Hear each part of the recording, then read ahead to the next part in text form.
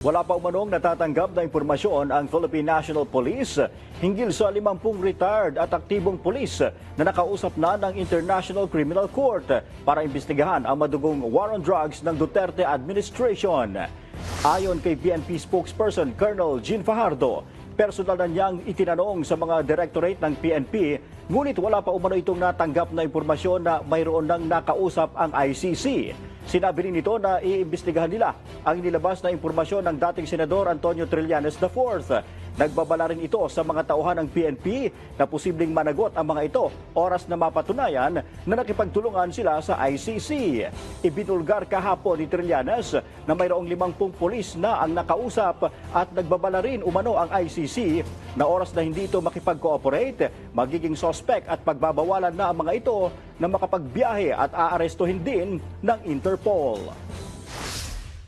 Nung pumutok po yung balita na yan kahapon, ako po personally ay nagtanong po sa mga relevant directorates po natin at wala pong information yung ating mga directorates po concerning po dito sa mga alleged active PNP personnel na nakikipagtulungan po sa ICC.